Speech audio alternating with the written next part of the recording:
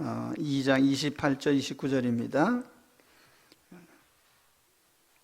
28절을 제가 읽겠습니다. 자녀들아 이제 그의 안에 거하라. 이는 주께서 나타내신 바 되면 그가 강림하실 때에 우리로 담대함을 얻어 그 앞에서 부끄럽지 않게 하려 함이라. 너희가 그가 의로우신 줄 알면 의를 행하는 자마다 그에게서 난 줄 알리라. 아멘. 다시 오시는 주님을 기다리는 삶, 오늘 말씀의 제목입니다. 오늘은 재림에 관한 주제로 말씀을 나누겠습니다. 사도 요한은 앞서서 빛 가운데 진리 가운데 거하라, 또 이 세상은 지나가고 또 마지막 때가 되었다, 적그리스도를 조심하라, 영생을 위해서 성령님의 인도를 받으라고 하는 이런 말씀들을 드렸습니다. 이제 사도 요한은 재림의 주제를 말씀하고 있습니다. 재림이라고 하는 것은 우리 그리스도인에게는 매우 중요한 중심 주제입니다. 우리가 통상 너무 세상의 삶에 매여 있다 보니까 재림 이야기를 하면은 그거는 먼 훗날의 얘기 이렇게 생각을 하고 있습니다만은 실상 우리의 삶은 재림을 기다리는 삶입니다. 우리 그리스도인의 삶이라고 하는 것은 다시 오시는 주님을 기다리는 그런 삶입니다. 우리 사도신경 고백할 때마다 우리가 고백을 하잖아요. 주님께서 다시 오시리라, 이렇게 우리는 매일 고백을 합니다. 사도 요한은 요한계시록 마지막 부분에서 이렇게 기록을 했습니다. 이것들을 증언하시니가 이르시되 내가 진실로 속히 오리라 하시거늘 아멘 주 예수여 오시옵소서. 주님의 재림은 주님이 직접 말씀하셨어요. 내가 너희를 고아와 같이 버려두지 아니하고 너희에게로 오리라. 예수님께서 감람산에서 승천하시는 순간에 천사들이 그 바라보고 있는 사람들을 향해서 말씀을 했죠. 갈릴리 사람들아 어찌하여 서서 하늘을 쳐다보느냐. 너희 가운데서 하늘로 올려지신 이 예수는 하늘로 가심을 본 그대로 오시리라. 그래서 사도들은 이 주님의 재림이라고 하는 중요한 사실을 베드로 사도나 바울 사도나 또 오늘 요한 사도나 동일하게 다 이것을 중요하게 언급을 하고 있습니다. 바울 사도는 데살로니가 교인들에게 보낸 편지 속에서 이렇게 말씀을 했어요. 형제들아, 자는 자들에 관하여는, 이 자는 자들이라는 것은 죽어서 무덤에 묻혀 있는 사람들입니다. 자는 자들에 관하여는 너희가 알지 못함을 우리가 원하지 아니하노니 이는 소망 없는 다른 이와 같이 슬퍼하지 않게 하려 함이라. 우리가 예수께서 죽으셨다가 다시 살아나심을 믿을진데 이와 같이 예수 안에서 자는 자들도 하나님이 그와 함께 데리고 오시리라. 데리고 오시리라 했어요. 우리가 주의 말씀으로 너희에게 이것을 말하노니 주께서 강림하실 때까지 우리 살아남아 있는 자도 자는 자보다 결코 앞서지 못하리라. 주께서 호령과 천사장의 소리와 하나님의 나팔 소리로 친히 하늘로부터 강림하시리니 그리스도 안에서 죽은 자들이 먼저 일어나고 그 후에 우리 살아남은 자들도 그들과 함께 구름 속으로 끌어올려 공중에서 주를 영접하게 하시리니 그리하여 우리가 항상 주와 함께 있으리라. 그러므로 이러한 말로 서로 위로하라. 그러면 주님께서 언제 어떻게 오실까? 우리가 성경 말씀을 토대로 해서 중요한 것 몇 가지를 말씀드리면 이렇게 정리할 수 있습니다. 첫째로는 우리 주님은 눈에 보일 수 있게 육체를 가지고 재림을 하십니다. 28절 말씀에 이런 구절이 있죠. 주께서 나타내신 바 되면 그가 강림하실 때에, 여기 아주 중요한 두 단어가 나타나는데 나타내신 바 되면이라고 하는 것과 강림하신다는 이런 단어가 나타납니다. 나타내신 바 된다. 이 구절이 수동태로 되어 있어요. 그가 나타내어 지리라. 이 수동태로 된 것은 이제 주님의 나타나심이 주님의 자의적인 것도 있지만 필연적인 보내져야 된다, 나타내져야 된다라고 하는 그런 의미를 포함하고 있어요. 다시 말하면 삼위일체 하나님의 뜻이고 역사의 필연적인 결과예요. 주님의 재림이라고 하는 것은. 근데 여기 나타난다고 하는 이 파네로라고 하는 이 단어, 매니페스트라고 영어에는 번역을 했는데 눈에 보이지 않던 것이 드러나는 걸 의미해요. 눈에 보이지 않다가 이제 구체적인 모양이 드러남으로 우리의 육안으로 볼 수 있게 되는 그런 것을 의미합니다. 그래서 예수님께서 이제 육체로 오시기 때문에 우리가 육안으로 볼 수 있는 그런 상황이 되는 것이죠. 파루시아라고 하는 강림하신다고 하는 표현, coming이라는 단어입니다. 오신다는 뜻인데 앞서서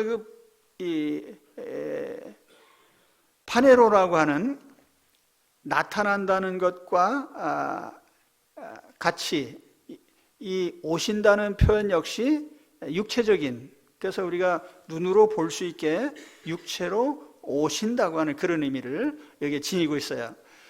사도 요한 당시에 어떤 이단자들은 예수님의 육체를 가짜 육체라고 그랬어요. 그래서 예수님은 몸은 있지만 우리와는 같지 않은 임시의 다른 육체다, 이렇게 주장을 하는데 정면으로 그걸 이제 사도 요한은 반박하고 있는 것입니다. 무슨 소리냐? 우리 주님은 우리와 똑같은 육체로 그리고 눈에 볼 수 있게 오실 것이다, 이제 그런 의미죠. 두 번째로 예수님의 재림은 예측된 시간이 아닌 돌발적인 강림이 될 것입니다. 주님께서 여러 차례 깨어 있으라는 말씀하셨어요. 그러면서 주님이 오시는 그 때와 시기에 대해서는 알려주지 않으시고 그건 비밀에 붙이셨어요. 오늘도 주님의 재림 시기를 정확히 안다고 하는 사람들이 우리 곁에 많이 있는데 다 100% 이단 교주들입니다. 그들은 이제 뭐라고 하냐면은 아무도 모른다고 했지만 자기 교주는 계시를 받았기 때문에 안다는 거예요. 원하시면 따라가셔도 괜찮아요. 근데 가면은 엉뚱한 데로 갑니다. 우리 주님께서 분명히 말씀하셨어요. 그러나 그 날과 그때는 아무도 모르나니 하늘의 천사들도 아들도 모르고 오직 아버지만 아시느니라. 여기 아들도 모른다는 강조형을 썼습니다만 우리 주님이 모르신다는 의미가 아니라 그만큼 주님의 재림의 시기에 대해서는 비밀이라는 거예요. 그러면서 그러므로 깨어 있으라. 어느 날에 너희 주가 임할는지 너희가 알지 못함이니라. 그러므로 너희도 준비하고 있으라. 생각하지 않은 때에 인자가 오시리라. 주님은 생각지 않은 그 시기에 오십니다. 그것이 우리로 하여금 긴장감을 가지고 주님을 기다리게 만드는 요소죠.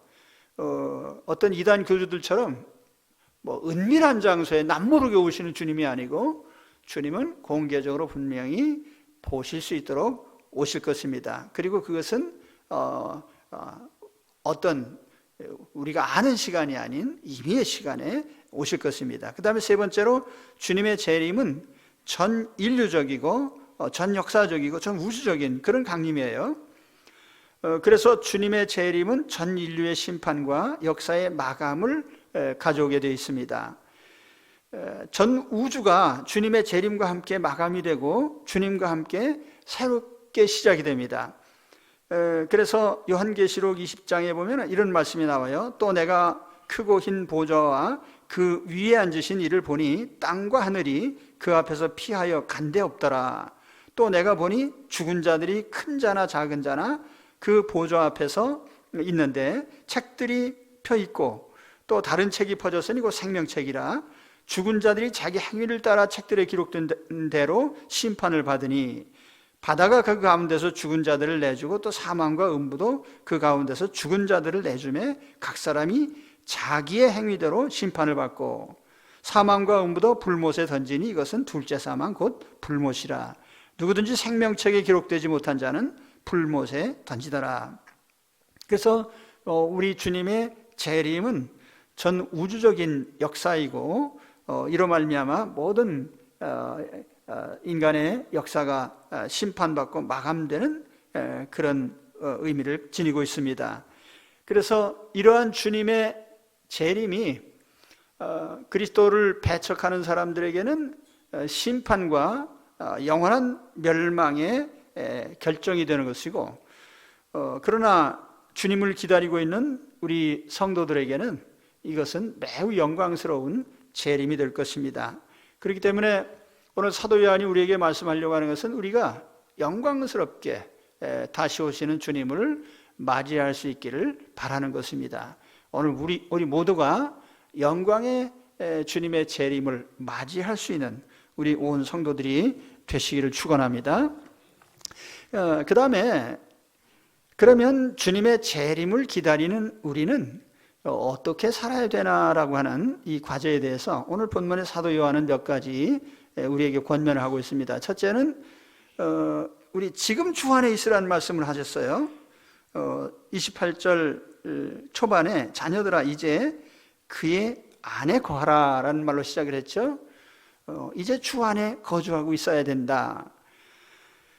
그의 안에 거하라 이렇게 표현했어요. 이 메노라고 하는 단어가 이제 사도 요한이 이제 자주 사용했는데 거하라, 거주하라 그런 의미예요. 그래서 이 그의 안에 거하라고 하는 요 구절에 대해서 영어 성경에 다양하게 번역을 하는데 어떤 성경에는 abide in him, NASB라고 하는 성경에는 그의 안에 거주하고 있으라. 또 NIV 성경에 보면 continue in him, 계속 머물라는 뜻이겠죠. 주 안에 계속 있어라. 또 NLT라는 성경에는 그 remain in fellowship with Christ. 그래서 그리스도와 함께 교제 가운데 계속 머물라고 하는 이제 그런 의미죠. 그래서 그의 안에 거주하라, 그의 안에 계속 있어라, 그리스도와 교제하고 있어라, 이제 이런 표현들이 되겠습니다. 그래서 여기서 공통적으로 말하려고 하는 것은 주님과의 교제 관계에 있느냐, 지금 주님과 교제하고 있느냐, 이것을 강조하고 있습니다. 우리가 이제 여기서 하나의 의문을 가지게 돼요.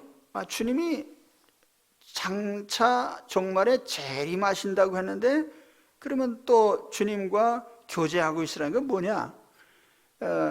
말씀드린 바와 같이 주님의 재림은 육체적인 상황을 우리에게 알려주는 것이에요. 그리고 그거는 역사의 종말을 가리치는 사변으로서의 재림이에요.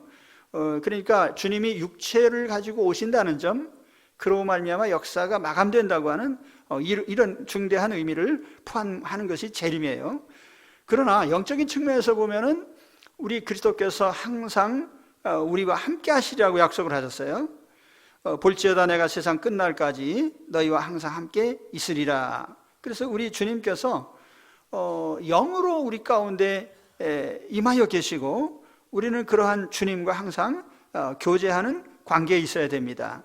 그래서 여기서 중요한 것은 이제 현재 주님과의 교제 관계를 강조하고 있어요. 그래서 이제라고 이제 우리말 표현에 그 이제라는 단어를 썼어요. 그 헬라어 성경에 눈, 영어로는 now라고 하는데요. 이제, 지금, 현재 예수님과 교제하고 있느냐? 현재 예수님 안에 머물고 있느냐? 이런 점을 이제 묻고 있습니다.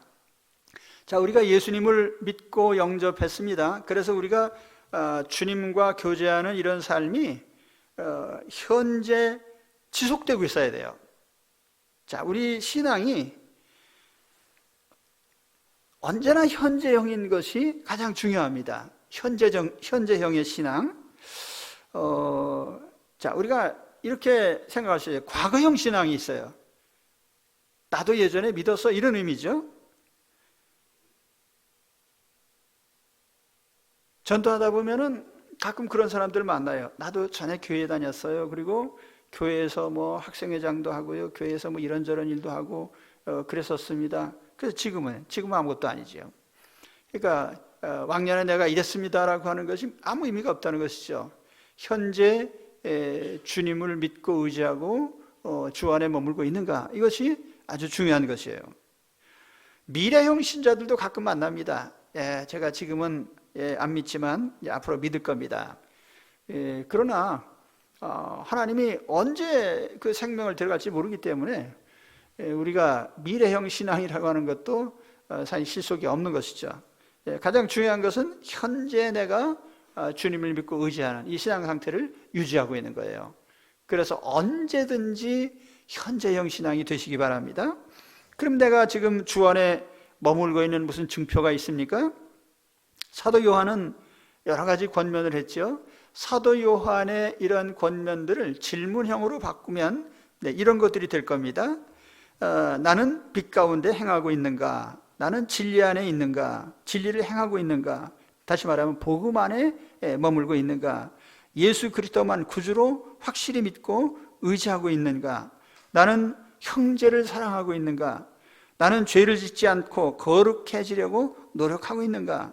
나는 하나님의 말씀을 경청하고 그 말씀을 따라 살려고 애쓰고 있는가? 또 나는 이 세상이나 세상에 있는 것들을 사랑하지 않고 있는가? 나는 이제 성령님의 인도를 받으면서 살고 있는가? 이런 사도 요한의 그 여러 가지 교훈들을 우리에게 반문해 볼 수 있어요. 만일 우리가 그렇다고 말할 수 있다면 우리 현재 주 안에 머물고 있다고 볼 수 있습니다. 그렇기 때문에 우리는 항상 자기 자신을 바라보면서 사도 요한이 우리에게 권면했던 이런 교훈들을 자문해 보시기 바랍니다. 그러면서 항상 우리 그리스도 안에 머물고 있는 그런 성도들이 되시기 바랍니다. 그러니까 주님의 재림에 있어서 우리가 주 안에 머물고 있다고 하는 것은 아주 중요한 첫 번째 요건이 되겠습니다. 그 다음에 두 번째, 다시 오시는 주님 앞에 부끄럽지 않게 담대하게 만날 수 있어야 됩니다. 그래서 28절 하반절에 보면 이는 주께서 나타내신 바 되면 그가 강림하실 때 우리로 담대함으로도 그 앞에서 부끄럽지 않게 하려 함이라. 자, 부끄럽지 않다는 것, 주님 앞에 수치스럽지 않다는 말이에요. 그리고 담대하다는 것은 주님과 만나는 일에 전혀 위축됨이 없이 당당히 만난다는 뜻입니다. 주님 앞에 부끄럽지 않고 담대한 만남, 그게 어떤 만남일까? 왜 이 얘기를 사도 요한이 했을까에 대해서 우리 두 가지를 생각해 볼 수 있어요. 첫째는 우리가 예수님을 믿고 하나님의 자녀 된 신분, 그 신분을 유지하면서 주님을 만나는 것이죠. 완전히 구원받은 상태, 실상 우리가 하나님 앞에 설 수 있는 단 하나밖에 없는 유일한 근거가 있습니다. 다른 어떤 조건도 하나님 앞에 설 수 있는 조건이 아니에요. 우리가 하나님 앞에 설 수 있는 조건은 딱 한 가지밖에 없어요. 예수님을 믿어서 용서받은 자로, 하나님의 자녀로 받아들여진 자로 하나님 앞에 서는 거예요. 그 이외에 뭐 인간적인 어떤 노력이나 뭐 어떤 수고함이나 공로나 다 소용없어요. 오직 예수 그리스도의 십자가의 속죄를 받은 사람이냐, 이게 중요한 거거든요. 그러니까 예수 그리스도를 구주로 믿고 하나님 자녀가 된 신분, 그 신분으로 주님을 만나야 돼요.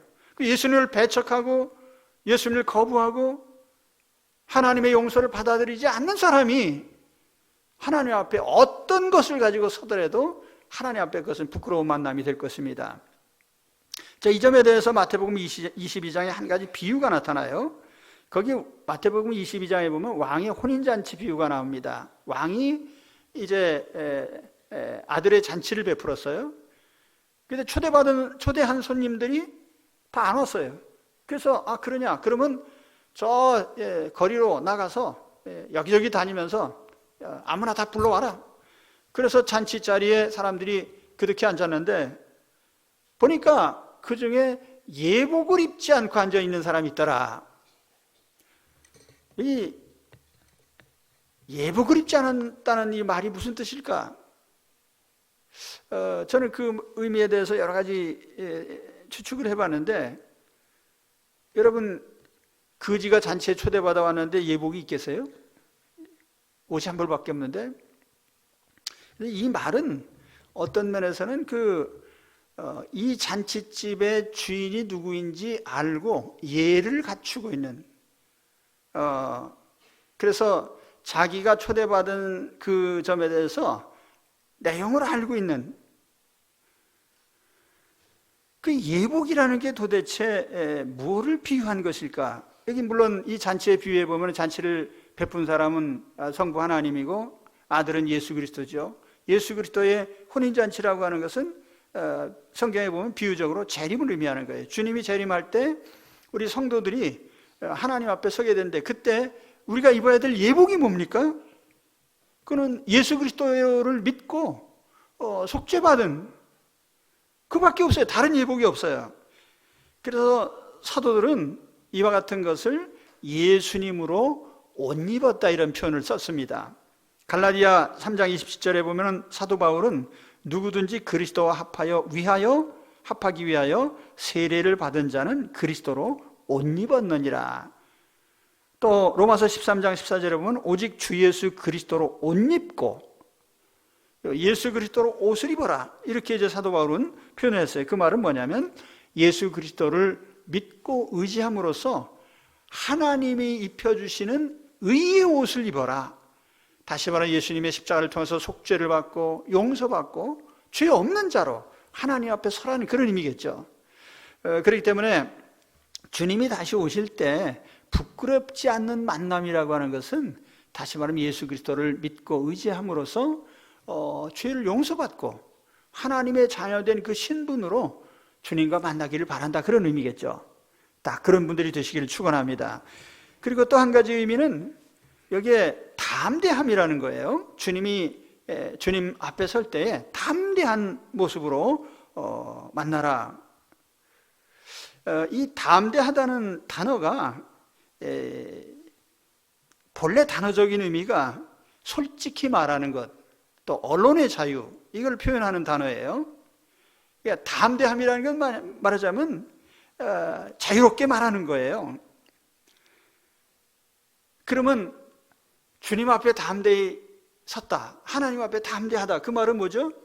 하나님 앞에 자유롭게 말할 수 있는 자, 하나님 앞에 언론 자유가 있는 자. 하나님 앞에 언론 자유가 있는 자가 누구예요? 하나님 자녀밖에 없죠. 그렇죠? 그래서 우리가 이건 언론의 자유라고 하는 것은 하나님과 대화하고 있는 상태예요. 자유롭게 대화하고 있는 상태. 그게 하나님 앞에 담대함의 본질적인 의미예요.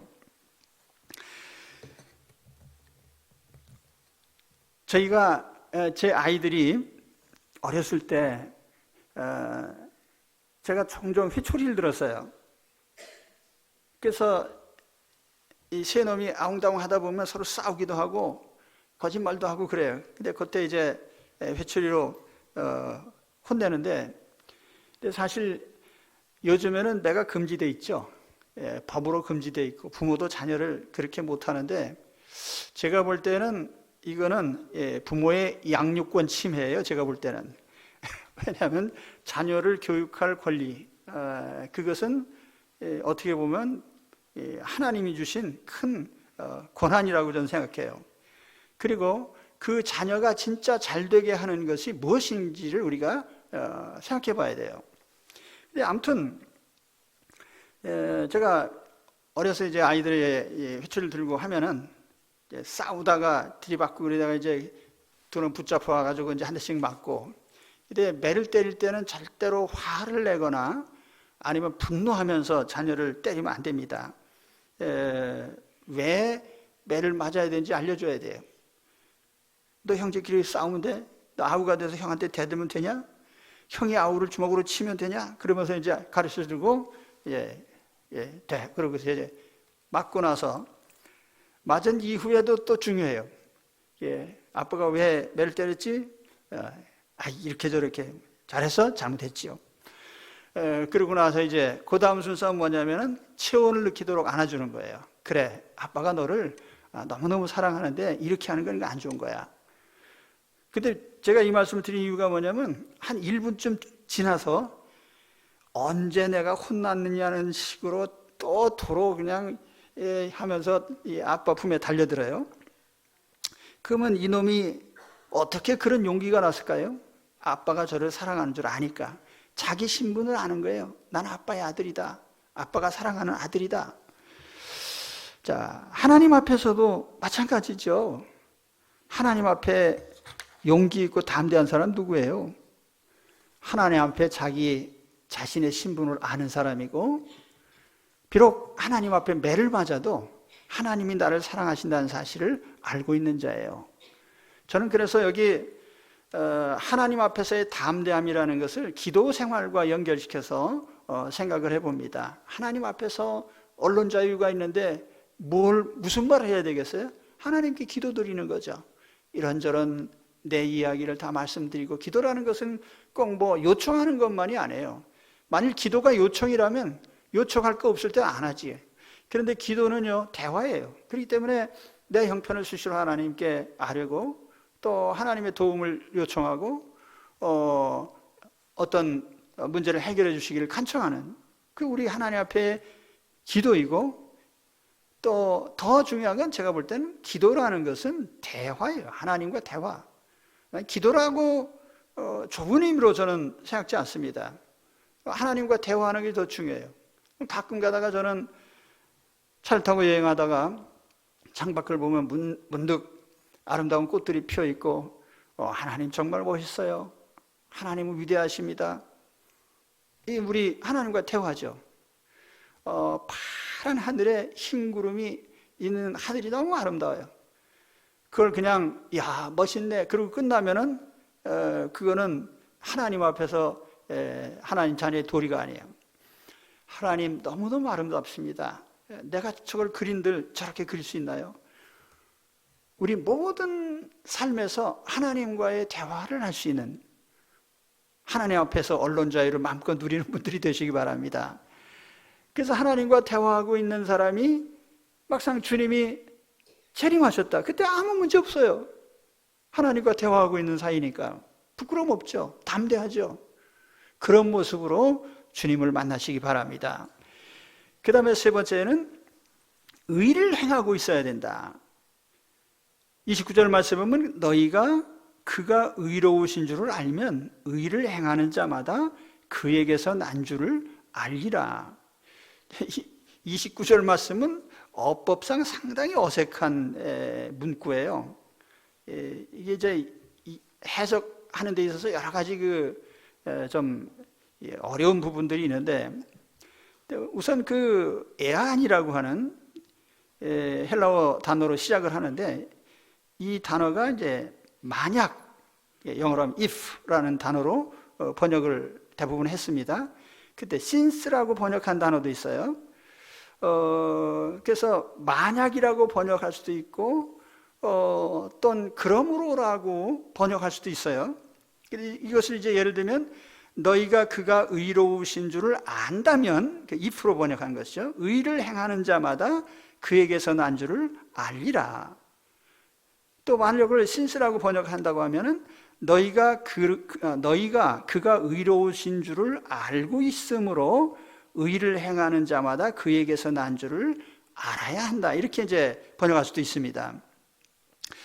어쨌든 이 구절에서 담긴 중요한 메시지는 같아요. 첫째로 주님이 의로우신 분임을 우리는 알고 있다는 것이죠. 또 한 가지는 우리는 의를 행하는 자마다 주님에게서 난 사람인 것을 알아야 된다. 그러니까 의를 행하는 자가 주님께서 난 사람이다 라고 이렇게 말하고 있는 거예요. 그래서 여기서 이제 우리가 두 가지 교훈을 얻을 수 있는데, 첫째로 주님이 의로우신 분이기 때문에 우리 역시 의로운 행실을 하고 있어야 한다는 점이에요. 자, 의로움은 하나님의 본성이죠.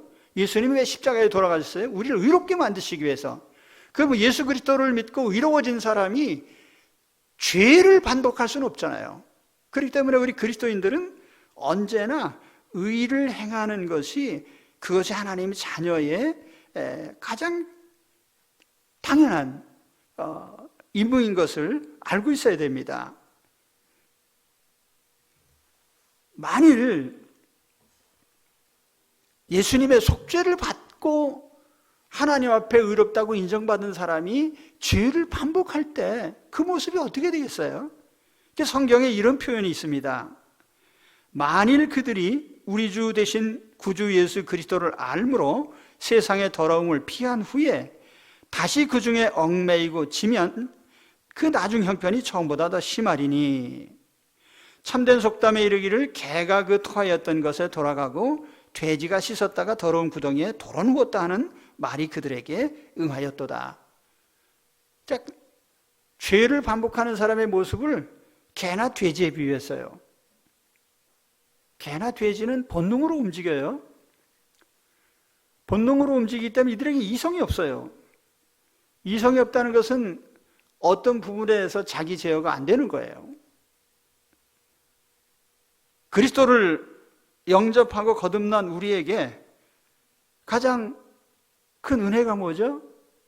우리가 거듭남으로써 성령이 우리 안에 와 계시고 무엇이 죄고 무엇이 의로운 일인지를 성령께서 깨우쳐 주셔요. 그럼 우리가 그대로 따라가면 됩니다.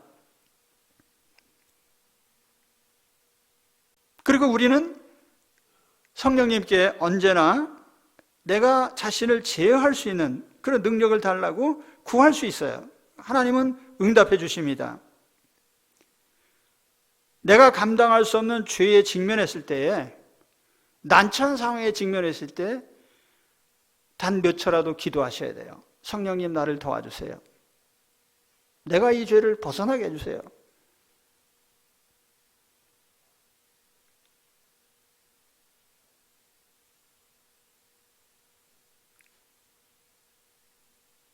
그 사이코패스들이요, 화성 연쇄 살인범이 잡혔다 그래가지고 언론에 언급이 되고 있는데, 이런 사람들의 특징이 뭐죠?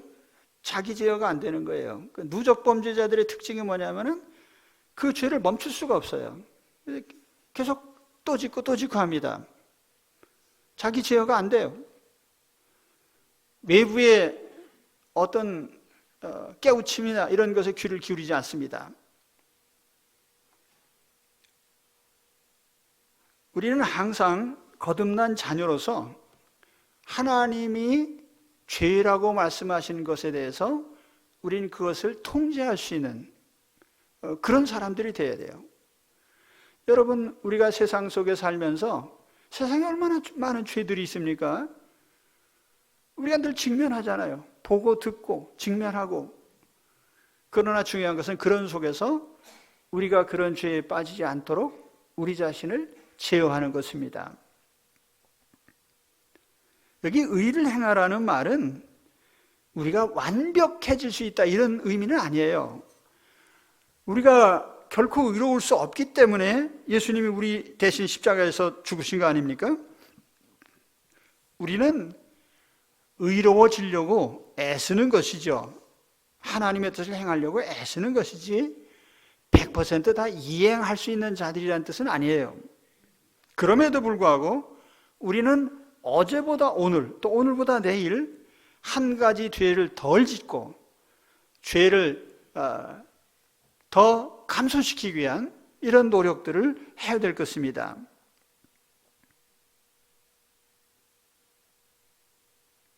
그렇죠? 동의하십니까? 예. 혹시 아닌 것 같기도 해서 제가 또 한 가지, 여기 의를 행하는 것은 하나님 자녀로 판단할 수 있는 중요한 증표라는 의미가 여기 담겨 있어요. 자, 누가 저 사람 진짜 그리스도인이냐? 아, 저 사람 가짜냐?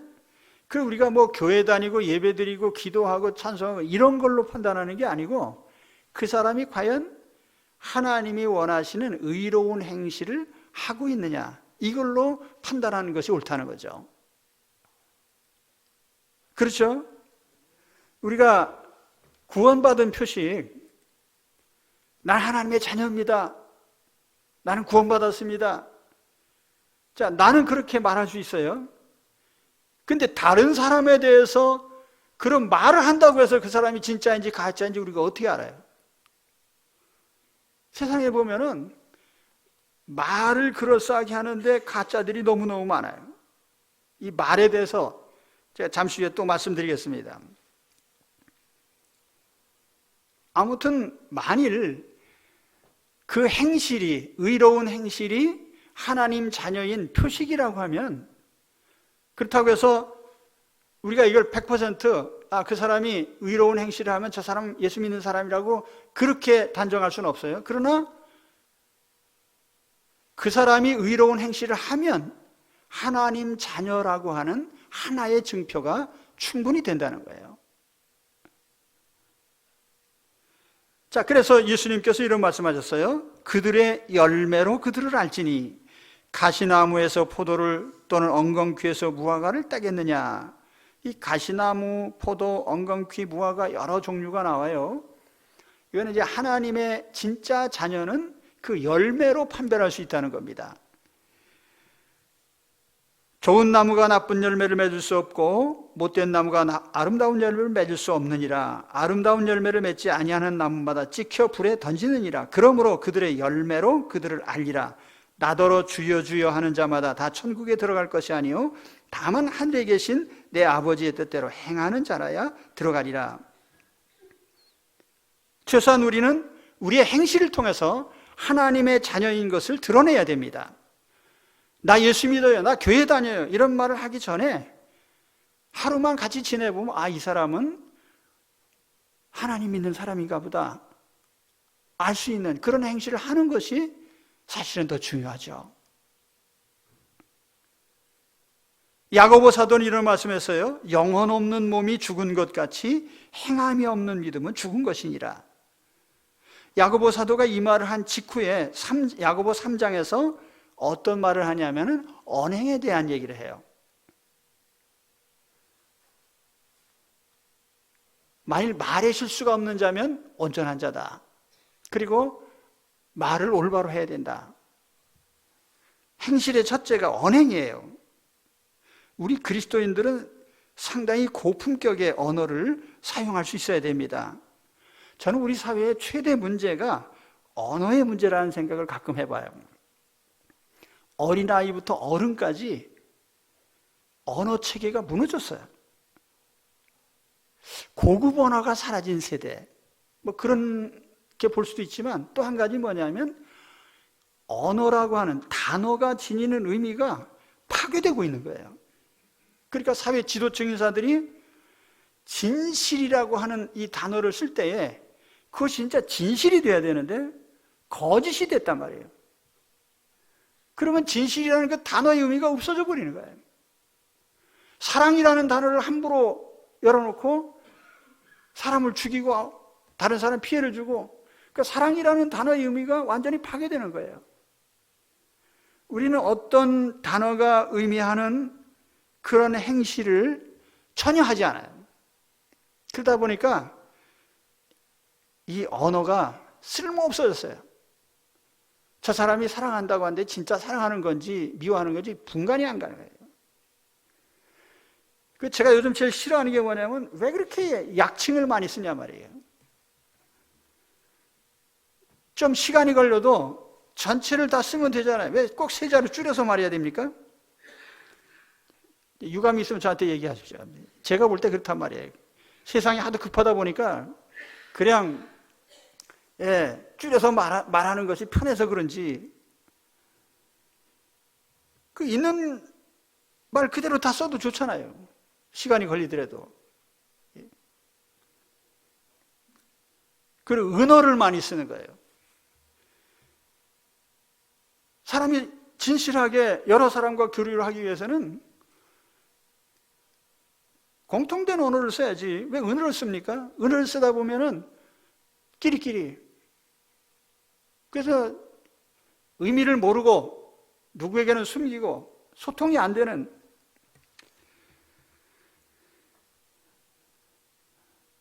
그래서 오늘 우리 시대에 우리가 그리스도인으로서 이제 의로운 모습을 보여야 됩니다. 우리 교회가 전 그래요. 교회가 교리적으로는 공격받고 있습니다. 이 세상 사람들에게. 그건 어쩔 수 없어요. 우리는 다신론 사회에서 유일하신 하나님만 믿잖아요. 우리는 이 세상의 다양한 종교 속에서 예수님만이 하나님이 보내신 구주라고 우리는 그렇게 믿잖아요. 세상과 의견이 다를 수밖에 없죠. 그러나 한 가지, 이 점은 우리가 인정받아야 된다고 생각해요. 그건 뭐냐면은 세상 사람들이 볼 때 예수 믿는 사람들은 행실이 바르다. 그죠? 그러니까 그들이 하나님의 교회를 공격할 수 없는 그것이 바른 행실이에요. 사실은 의로운. 그래서 주님이 다시 오실 때 그때 우리가 의로운 행실 가운데 있다고 하면 혹시 그때 이제 천사들이 천하만국의 사람들을 모아놓고 하나님의 자녀들을 골라낼 텐데 얼마간 천사들이 이렇게 지켜본 후에 이 사람 하나님 자녀 틀림없네 그러고 골라내요. 의로운 행실을 하니까. 가짜들은 의롭지 않아요. 자, 오늘 우리 피차간에도 피아의 구별, 저 사람이 참 신자냐 아니면 비신자냐 하는 것이 그 사람의 행실을 통해서 입증되는. 그래서 우리 그리스도인들은 의로운 행실을 통해서 그리스도인 공동체를 이루어야 되겠죠. 그래서 세상 사람들이 볼 때 우리도 교회 안에 들어가야 되겠다.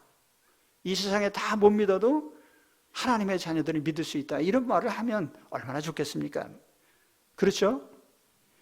그럼 아마 이 강동구 하남시 사람이 다 정령교회로 몰려올지도 모르지. 예. 아무튼 우리 주님이 다시 오실 때 우리가 그러한 하나님이 보시기에 하나님 자녀다 이렇게 인정할 만큼 우리가 의로운 행실을 하고 있다면 주님을 재림을 맞는데 아무 문제가 없을 것입니다. 자, 오늘 재림 얘기를 했습니다. 주님의 재림이 가까워 있고 우리는 항상 재림을 기다리는 마음으로 또 그런 자세로 살아가야 됩니다. 왜냐하면 그리스도인들은 다시 오시는 주님을 기다리는 사람들이거든요. 주님의 재림을 기다리는 우리는 첫째로 주 안에 머물고 있어야 됩니다. 주 안에 거주하라.